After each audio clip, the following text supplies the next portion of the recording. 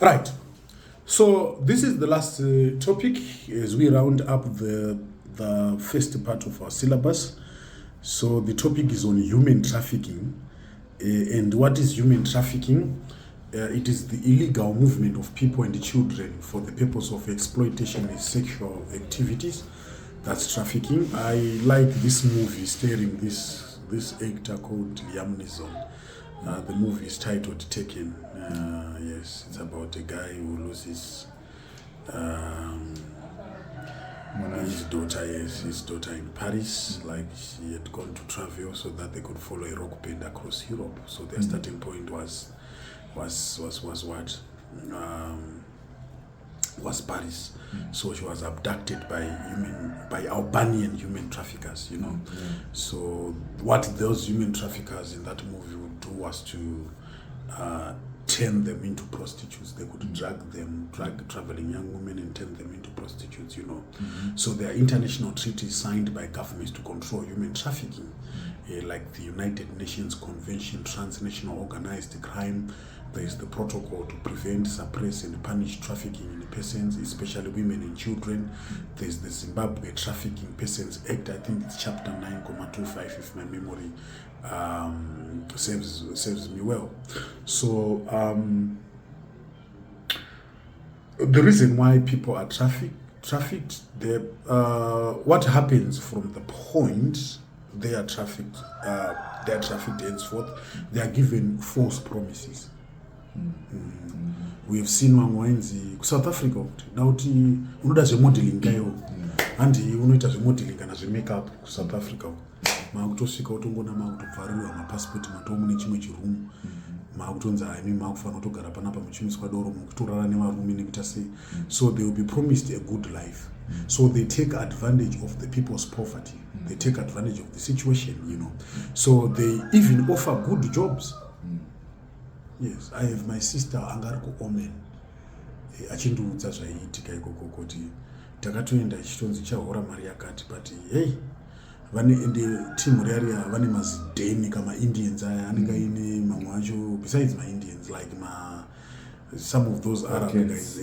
Because kwakamboitika mbiri kuKuwait futi like human trafficking kuna na Kuwait yekuti vaitora vanhu. Pane musikana akatozobuda ariko nini achiti mukadzi wacho aitosiwa ndichitoitwa like sexual abuse nemurume wacho kaundi neimbwa nechivaitozvifarira, you know, achitsanangura she was a survivor of that booze.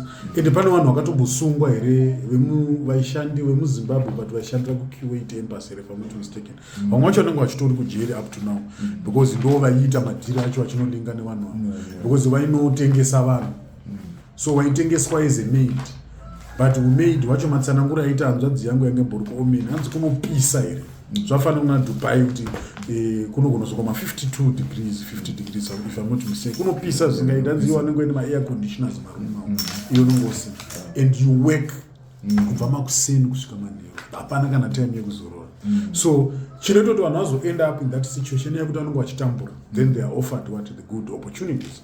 So like it's their dream jobs to like unogononzi shamari kwakati kuri kupiwa mari yakati nichi. So that's also part and parcel of the causes of human trafficking: poverty, number one. Number two, family rejection. If muri chacho inogonoramba munhu uyu haana kana basa, then munhu wetoita end up akuita zvaanenge auda kuita. Wabona truants chaichayo, deviance. When you talk of truants and deviance, whereby munhu anogonoita nharo kutodzwa shamari uko akuendwi kuno batwa vanhu kunoitwa seiye oita nharo then wozosangana nazvo. Like what happened in that movie, and that guy aito protect out because vasikana vangu vari 2 ainzi Amanda wayanga ni 18 then mwana wenzi muguy ziface yanga ine 17 and this is an 18-year-old and 17-year-old going into Paris, new country. So he was a former CIA operative. He knew everything, my security breaches and stuff. And at one moment, I think I got to save one of the pop divas in that movie. So I explained that it's not safe for one when 18 years, very true, good wind but you travel very big. It's not safe. Because by airport, by Charles de Gaulle Airport, Papa to name spotters. Which I approach my tricks and opinion Paris, they are so expensive. Do you mind to share? So paanokuperekedza kulocation kwenyu anobva atobvunza kuti munogara papi obva atotaura in the next hour matsotsa akutouya. So sometimes people are trafficked kana kunyika kwavari kune hondo votongotorwa. There should be conflicts again, discrimination, economic challenges, love of money chaiyo, natural disasters again, they can push people to be trafficked. And even false marriage promises. Munogonotanga kudana pafoni mutonzwa mutonyatsonakirana muri pafoni rimwe riri kuNigeria yo riri kuZimbabwe unoti utonzi ashamari da kutokuroora chacho unongoita chingotsvaga hako mari yendege chetouya kuno totoita totouya aiwa tombotanga tauya kuNigeria tokuratidza hama dzangu tozoflya todzoka iwe toti obva toti regai tiende uchingoendako wakutotanga ubatwa rafu unogona kutongotengeswa futi so they bank on what people like. There's also sale of children by parents. Pane mukadzi akabva usungwa kuSouth Africa nyaya yacho yakatopinda mukoti atengesa mwana futi. Then false hopes to create poverty. So there are countries which are affected by human trafficking. A couple of them: DRC, Somalia, Zimbabwe, Mozambique, South Africa, Zambia, and Eritrea. And the people go to countries. Kunana UK, Canada, Australia, Asia, USA, especially Middle East too. No kunonyanya unetsa. Kunana Dubai, Kuwait, Dubai kuri nani. Kunana Kuwait omen ikoko. So the impact of human trafficking, what is its impact? Number one, denial of freedom on the part of the victim, because unongosina freedom. Zvandiri kutaura kuti iyo hanzvadzi yangu yaigara mujurawo, hanzi jurawo racho pano mwakada kujamba akajiwa musana wese nemazimbwa. Ambuti aida like anga aneta udaneta nekushanda baada kumhanya uda kujamba uda vapatiwa zvimapitbulls rifo badzabva nyirwa dzabva. Then that was it. So unongosina freedom. Even kumashops, it's like unokuenda vanotoenda newe hakuna zviya zvekuti sisi vaenda kumashops kunotenga chingwa uri wega hakuna. Unenge wakagariswa mumoto wakadai uri wosvika ubva watotora zvinobva waenda. Ende language futi wamwana wakwanisi kuita kofo yorutaura shona iri kutaura chiarabu unenge uri patime. So deprivation of education and disturbance on the part of physical and mental development ndotozopesera wakupenga. Ndakaona munhu akaposta nezuro aitanzi ndine hanzvadzi yangu here yanga iri kujeri. Ameno akabatwa here. Handichazivi kuti nyika ipiko yakabatwa. So vanoti vakabata vanhu vakadaro vanovavharira vozovadepota kana after let's say wabatwa uri muUK wapinda seri pamutemo vanokuvharira mujeri, then after a certain time wokudzosera. So anzi akatoenda kujeri ikoko aenda kujeri anzi pataka izvozvizvi akadzoka kumba kuno kuZimbabwe. Anzi anongotanga ungofamba achingotaura zvisachidi. It means mentally atokanganisika. So munhu wese anenge ari in a hostage situation, it becomes tough for them to be normal. So the extreme form of child labor, it affects the growth of the economy, it increases in other serial crimes, spread of sexual disease through rape, increase in violence, increase in unwanted pregnancies, psychological deprivation, the sexual abuse, trauma, drug abuse, disunity, drug trafficking conduits, breakup of families, disrupts the social fabric of the country. It also brings gangsterism, and it also burdens the country's health system, because one knows where so the government loses a lot of money in trying to fight these illegal activities and to accommodate refugees. And I've seen the government also forking out money, because pawakadzi vakatorwa vachienda kuKuwait hurumende yakatopindira ende ikatozobuditsa imwe mari yekuti vanhu vadini ende vanenge vakuda post trauma help futi. Vanenge vakuda macounselors, mapsychologists nemasociologists kuzovakansela kuti vatozogare vaitewo normal zvamwana. Zvangofani kuti munhu anenge akabatwa chibharo sometimes akasawana support zvinogona kumaafecta for the rest of their life. Nyaya iripo nyaya yemental, zvafana kuti let's say you have been diagnosed with HIV, let's say you've been HIV positive. You can live for so long if you behave loving people around you, if you accept your situation. Ndosakochona ku vanoiti new start counseling, new start counseling and avango test chete vanobvaisa necounseling because kurwara kwese kuri mental ukada kuzvitarisa ndosaka uchinoti even munhu ari muchipatara panonzi vanhu uya kuvisiting ava muone munhu muite sei kutraya kumotivata munhu mentally kuti pfungwa dzako dzikafila kuti pana vanhu vari kundisapota nekuita sei because what chinozopusha vanhu into suicide is because when they feel like people are not supporting them so that supporting and that counseling is important because iwe uri muchipatara uri kurwara uri kudai utanga ufunga pawaimbonakirwa hapana kana munhu wada ari kuuya ukuona kuti zvinokukanganisa saka uchinoti vhino kumaprison kune vamwe vanhu vanorambwa nehama kuti auya akazouraya baba wake ngaanoorera kujeri ikoko haana kana visita kana one kuprison kune verehab kune masocial workers nechi they are there kutoti even uchitotanga upinda anotanga utokuti aiwa kutofanira kungoaccepta kuti uchagara muno for the next 60 years 60 years yeah tozokona unozobuda muna 2092 so they try unotozopesera wauto hawakutonoti hapana ndo zvatongoa that's counseling yes counseling also entails kuti unofanira kuaccepta situation iripo vapaona so violation of international laws by people who cross borders without proper documentation and increases incidents of cross-border movements which leads to deterioration of security levels along borders. Why? Because if there is too much cross-border movements, the authorities will take advantage and corruption will be rampant. Because pane anenge achizi fertile ground for corruption. Unofunga kudai vanhu vaikrossa kuSouth African border vangori pachinzi vari kucrossa vanhu 20 chete pazuva. Security inenge iri very tight. But pakanzi vanhu vari kucrossa vari kusvika ma-5,000 kana chii per day you know ma-government sometimes ma-customs vanenge vasina the capacity or the resources to cover the whole border like vanenge vastorina so at the end of the day vanhu vanozopinda nemasango vanhu vanozobhadhara mapurisa munhu anotokrossa pabhodha atori mubhazi achitoenda kuSouth Africa akatogara ari mari yapiwa pabhodha yatodai you know so ndozokunzi that those types of crossings increase incidents of cross border movements and people will be desperate. A person who is desperate kana munhu a hungry man is also a desperate person munhu anotoona kuti panapa ndafane nzara kana mune makarwe nemvua beno ini ndiri kuda kunotsvaga mari kana ndarumwa I've seen people crossing ruiziro kuti mvura inenge ichisvika munhu akabereka kana mwana achiti regai ndiende ndonozvigarara you know ende ukatasa even mabhodha ekunana Limpopo kuSouth Africa uko varungu vako vakatoisa nemagame park futi vanotsanangura history yacho anotaura kuti even nemakarwe ari munana Limpopo vakatoita zvekutomaisa kuti vanhu vasacross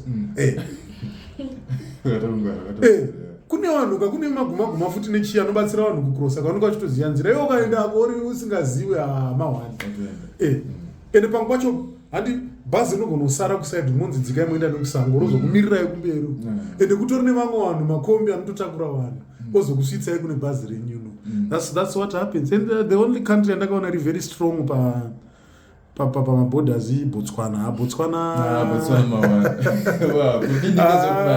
Botswana kana nhunzi chaya ikacrossa border Botswana pacustoms mawani Botswana mawani South Africa, Mozambique, it's a bit porous but Botswana mawani. Right, so what are the strategies that we can put in place to prevent human trafficking? We have to educate the people, awareness campaigns, communication through responsible ministries, and being open. Kazhinji tine system yekuti kana tichida kucrossa mabhodha nechi vanhu vanotya kuroyiwa. Anozoti manhu unozongona munhu aku UK atwako. Akutoposta tatova mulanda akutoposta mazipicture ari pamabridge nepamazirodha nemazitara akanaka. Wakaenda rini we autoziita kaenda unongona process yekutora passport nechi unongona hapo chete because maZimbabwe anda haatoroyiwa. Which is good as you have to keep to be secretive but at the same time pane pamwe pekuti unogona kuzoti nichamani ndikungodya bhozi afanira hanzvadzi yangu yaidya makoko erice ndikurarira makoko erice kuno kuUAE wakaenda rini hameno hatisitoziva nezvako munhu anenge akaenda secretive so sometimes it's important to update people of your movements even vanhu vari close kwauri kuna vanhu vari secretive kakutoti havatoudzi hama kana chii unongoeri kana atosvika apo but kana azova tight manganzotaura kuti vanhu vakubvunza toziva sei totresa sei papaona So we also have to create clubs at school to deal with issues like diseases and human trafficking. Government to increase diplomatic cooperation on human trafficking issues. Like what we are doing here, we have included topics like human trafficking syllabus like this. It is helping us to understanding things. So all those seeking employment must seek it through what? Embassies. Yes, you have to seek it through embassies. Na embassies do anokupa futhi na visa. Zvekuti munongotsvaka mabasa nevanhu directly aumuzivi macho. At least kana basa rakatsvagwa through embassy. Unless pa embassy pacho paine like zvaiitika apa yekuQAD. Muembassy macho mamutori nomatsotsi. Ndiwo aitolinga vanhu nevanhu vaizoabuse vanhu kuperi. Andikuona menzi acho. Kutoti embassy ndo the safest place, but in this regard it was now unsafe because vanhu vacho vaishanda muembassy ndo dzazitori mbavha, ndo vaitonyudza vanhu, ndo vaitotengesa vanhu. So avoid the love of money offered by strangers, because pamwe pacho maoffers acho unogona kutotaura nezimunhu racho riri zimuarabu riri kuiraki kwarinenge riri rotokuti hashamari pabasa rauchanditira inde ndichitokupa 10,000 pawiki ndine mari ndine chichi, iwe uri kuno kuzimbabwe uri kutoona kuti panapa ndikurarira machangs unzi 10,000 vatangotocalculate asati yapinda 10,000 ndikabatanzania imwe 10,000 ndakutotenga stand ndakutodai ndakutotenga imba ndakutodii. So unenge wakutadza usarara ubva wamuka kuma3 utangoweka mari iya asati so love of money, hakuna mari inongouya zviri easy. Ukangoona mari inongo avoiding exchanging secrets on WhatsApp, Facebook and the internet, and avoiding responding to job adverts offering fake employment agents, and be sure on the job employment opportunity offered in and outside Zimbabwe, and listen to government's position regarding trafficking development. Tine problem yekuti pa social media sometimes we follow news dzevanhu vasina kupfeka mapono machia tinotedzera zvisina nebasa rese sometimes pa social media we follow gossip, but ukatoenda ukateerera ku radio even kuna ZBC nechi kuna zvimwe zvinhu zvine misoro zvinototaura but we don't pay attention. Kutosvika zvandaitaura pataita topic yemedia sociology kuti kutozosvika pakuti vana ZFM nana Star FM vakutoita basa rekubuditsa zvimanews izvo zvina musoro of which isusu kanditsanangura tiri sociology noti vanhu vanongobuditsa zvamunoda zve ndo zvavanongoita ndo ndaitoseka hanza manewspaper mazwana adhaba anongobuditsa zvakati ndikati vari kubuditsa zvamunoda. Let us compare it. All right, celebrity ningi tabudisa 60 break unoona pane 10,000 likes. But pakanzi pane project yemasula yekudai yekuti munhu wese anokwanisa kujoina panenge paina vanhu 50 vari kulike uri kuona. So at the end of the day they also want to get the traction, they also want to get the following. They also want to get paid by companies in terms of advertisements. So vanozongoita zvinhu zvinobuilda their numbers. But at the same time vane maprograms vamane musoro avanoita but people don't care. Vanhu vana basa nezvine musoro. Nyaya idzi dzetrafficking nechi dzinogona dzichitotaura kuna na radio FM kuna na radio 4 kwekwe radio 2 dzinotaurwa nyaya idzi but people choose not to pay attention. Munhu anozozvirealize ako avharirwa muzimba rine jurahoro yariri. So we have to provide stiffer penalties for both the traffickers and the trafficked, and public awareness campaigns on radios and other medias.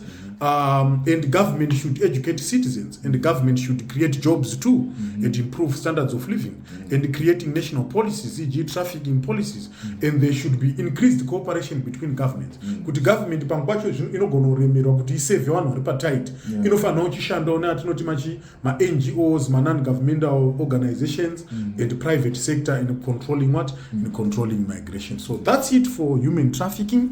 Right.